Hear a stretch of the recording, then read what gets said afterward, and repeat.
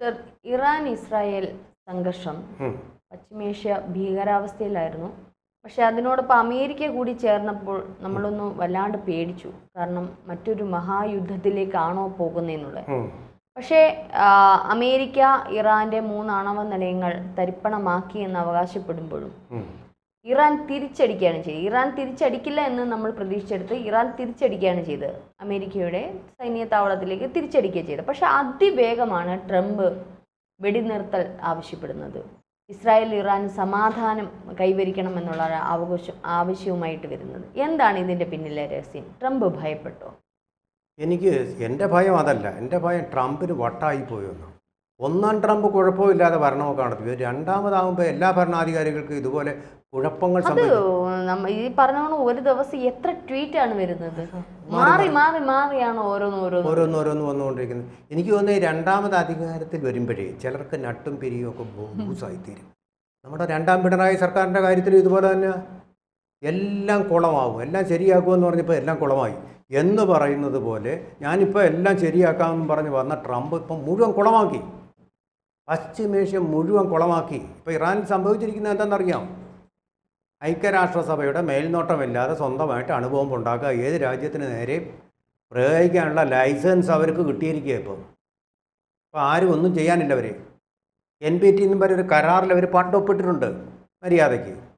ആ കരാറിൽ നിന്ന് അവർക്ക് പിൻവാങ്ങും. നോർത്ത് കൊറിയ അങ്ങനെ ചെയ്തു. അതുകൊണ്ടാണ് നോർത്ത് കൊറിയയുടെ പരിസരത്തേക്ക് പോലും പോകാൻ ഇപ്പോൾ അമേരിക്ക ഭയപ്പെടുന്നത്. മനസ്സിലായോ?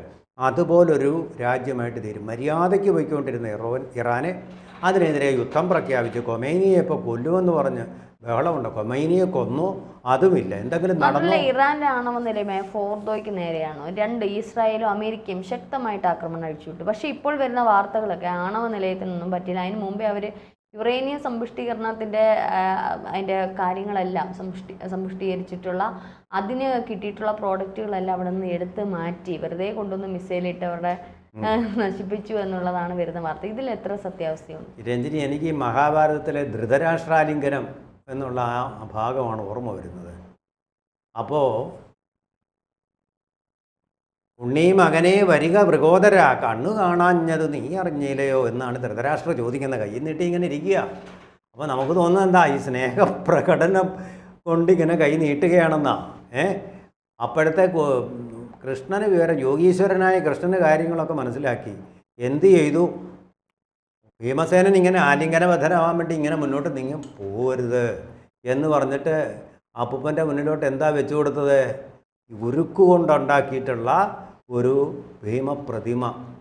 അത് ആ സ്നേഹപൂർവ്വം ഇങ്ങനെ ആലിംഗനം ചെയ്ത് കഴിഞ്ഞപ്പോഴത്തേക്കും ഇരുമ്പ് ഉരുക്ക് പ്രതിമ പൊടിഞ്ഞ് പപ്പടമായിട്ട് തവിട് പൊടിയായിട്ട് തന്നു. അപ്പോൾ ഭീമസേനനെ ആയിരുന്നു അങ്ങനെ ചെയ്തിരുന്നെങ്കിൽ ഭീമസേനൻ്റെ ഒരവസ്ഥ എന്താകുമായിരുന്നു എന്ന് പറഞ്ഞതുപോലെയാണ് രഞ്ജിനി അമേരിക്കയുടെ ഈ ആക്രമണം. അമേരിക്ക ഫോഡോ മരനിലകളിൽ ആക്രമണം നടത്തി. ഫോഡോ മരനിലകളിലെ പാറകളിൽ ചില തുളകൾ ഉണ്ടാക്കി എന്നാണ് പറയുന്നത്. തുളകൾ ഏതാണ്ട് 6 തുളകൾ ഉണ്ടാക്കി. 2 തവണയായിട്ട് 6 തുളകൾ. ഇടയ്ക്ക് അത് കണ്ടപ്പോൾ ഒരു ട്രോളാണ് കണ്ടത്. അമേരിക്ക ഫ്രീ ആയിട്ട് 1000-1500 കോടി രൂപയുടെ കുഴി ഉണ്ടാക്കി തന്നു. ശരിയാ, അവിടെ നമ്മളെ ഈ പറയുന്നില്ലേ പാറമട ഉണ്ടാക്കിയിട്ട് അവര് 1000 രൂപ 1500 കോടി രൂപ ചെലവാക്കി ഉണ്ടാക്കേണ്ടുന്ന കുഴികള് ഇപ്പൊ അമേരിക്ക ഫ്രീ ആയിട്ട് ചെയ്തു തന്നു എന്നുള്ളതാണ് ട്രോളുകളൊക്കെ. ആ പാറ പൊട്ടിക്കാൻ എളുപ്പമാണ്. കാരണം ആ പാറയ്ക്കടിയിൽ ഒന്നുമില്ല. തലേ ദിവസം വാഹന നിര ഇത് അമേരിക്ക കണ്ടില്ല. ചാരക്കണ്ണുകൾ അവരുടേത്.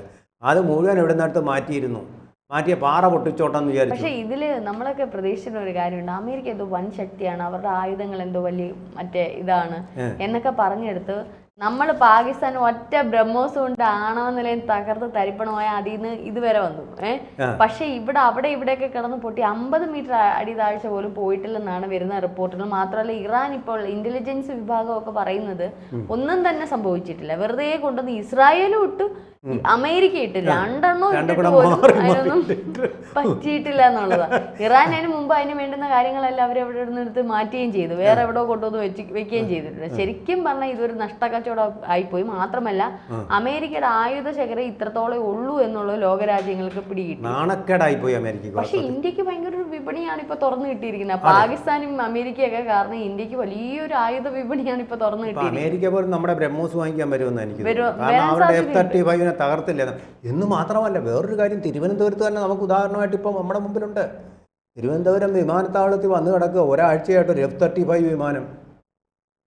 അതിന് ബ്രിട്ടനിൽ നിന്ന് ആൾക്കാർ വരുന്നു, അമേരിക്കയിൽ നിന്ന് വരുന്നു, ലോകമാന രാജ്യങ്ങളിൽ നിന്നെല്ലാം സകലമായ. നമ്മൾ മറ്റൊരു ചർച്ച ചെയ്യാതിരിക്കുകയാണ്. അതിന്റെ പിന്നിൽ മറ്റൊരു ചില കാര്യങ്ങളുണ്ട് അത് കൊണ്ടുപോകാത്തതിന്. കാരണം അത് ശരിക്കും അടിച്ചിടുകയാണ് ചെയ്തത് ഇന്ത്യൻ സൈന്യം. അടിച്ചിട്ടതാണ്. ആണോ? അതിന് തകരാറ് അത്ര ഉള്ളപ്പോ ഇന്ത്യൻ സാധാരണ സൈന്യം കൊണ്ട് സാധാരണ യുദ്ധമല്ലാത്ത പിന്നെ പടക്കോപ്പുകൾ കൊണ്ട് തകർക്കാവുന്നേ ഉള്ളെന്ന് തെളിഞ്ഞില്ലേ? ഭയങ്കര നാണക്കേടല്ലേ? ഒരാഴ്ചയായിട്ട് അവിടെ അടിയന്തര ചികിത്സാ വിഭാഗത്തിൽ കിടക്കുക വിമാനത്താവളത്തിൽ. അല്ലേ? അങ്ങനെ കിടക്കുക അടിയന്തര ചികിത്സാ വിഭാഗത്തിൽ. അതങ്ങനെ കിടത്തുക. ഇതുവരെ അത് റിപ്പയർ ചെയ്യാൻ പറ്റിയിട്ടില്ല.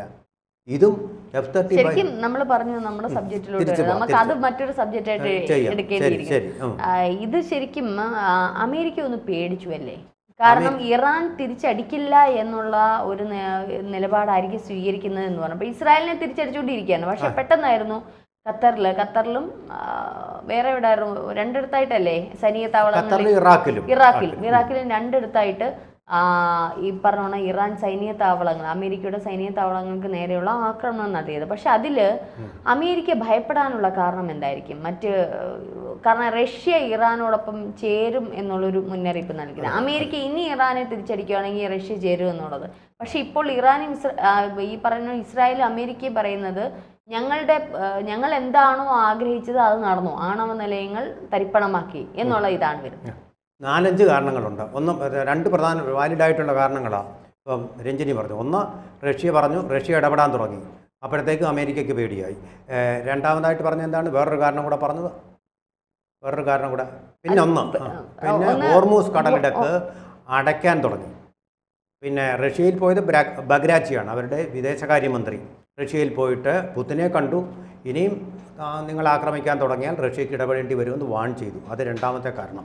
ഇനി മൂന്നാമതൊരു കാര്യമുണ്ട്. അമേരിക്കനിലെ സെനറ്ററായിട്ടുള്ള അരിസോണ എന്ന് പറയുന്ന സ്ഥലത്തെ സെനറ്ററായിട്ടുള്ള ആ മണ്ഡലം, നമ്മൾ ഈ മണ്ഡലം എന്ന് പറയുന്ന പോലെ അരിസോണയിലെ സെനറ്ററായിട്ടുള്ള മാർക്ക് കെല്ലി, അദ്ദേഹം പറഞ്ഞത് ഈ യുദ്ധം ഇവിടെ അവസാനിപ്പിച്ചോണം.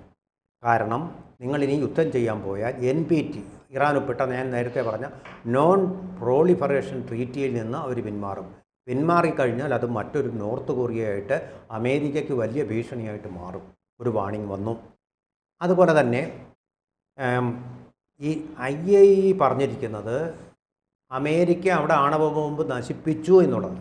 ഐക്യരാഷ്ട്രസഭയുടെ ഏജൻസിയാണ് ഇതൊക്കെ പരിശോധിക്കുന്നത്. അവർ പറഞ്ഞ് അവിടെ യാതൊരു ആണവ ആയുധങ്ങളും നശിപ്പിക്കപ്പെട്ടിട്ടില്ല.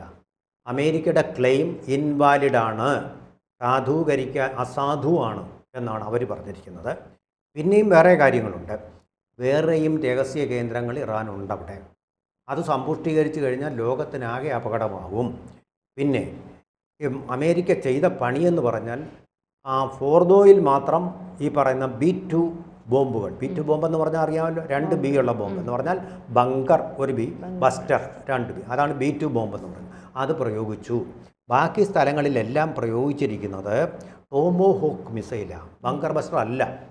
എന്ന് പറഞ്ഞാൽ ഉപരിതലത്തിൽ മാത്രമേ അത് സ്പർശിക്കൂ. നമ്മൾ കണ്ടല്ലേ ഇറാഖിലേക്ക് അവരയച്ച ടോമോഹോക്ക് ക്രൂയിസ് മിസൈലുകൾ ആകാശത്തിൽ കൂടി ഇങ്ങനെ മിന്നൽ പിണറായിട്ട് പോകുന്നത് നമ്മൾ കണ്ടില്ലേ, അതുപോലത്താണ്.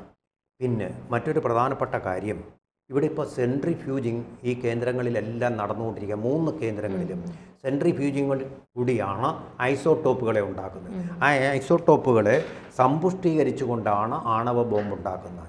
ഇപ്പോഴത്തെ സ്റ്റേജിൽ അവർ നേരത്തെ പറഞ്ഞതുപോലെ 3.5 എന്നുള്ള സമ്പുഷ്ടീകരണത്തിലേക്ക് പോയിട്ടുള്ളൂ. പക്ഷേ വാശി പിടിച്ചു കഴിഞ്ഞാൽ അവർ 90% സമ്പുഷ്ടീകരണം നടത്തും.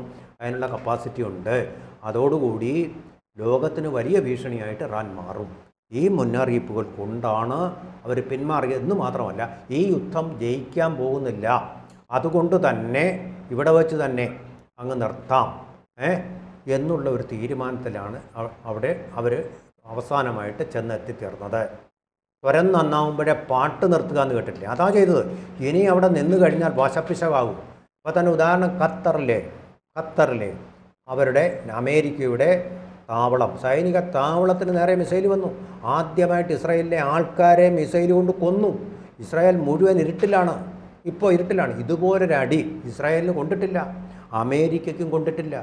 ഇനി നിന്നാൽ കൂടുതൽ അടി കൊള്ളുമെന്നുള്ള ഘട്ടം വന്നപ്പോഴാണ് ഇവിടെ എല്ലാം നിർത്തിക്കോ എന്ന് പറഞ്ഞ് ദേഷ്യപ്പെട്ട് ഇസ്രായേലിനോട് ട്രംപ് പറഞ്ഞത്. നാണം കെട്ട് പിന്തിരിഞ്ഞു ഓടിയതാണ്. അതിനെ ഒരു വിജയമായി കൊട്ടിഘോഷിക്കുകയാണ്. യഥാർത്ഥത്തിൽ ഇവിടെ വിജയിച്ചിരിക്കുന്നത് ഇറാനാണ്.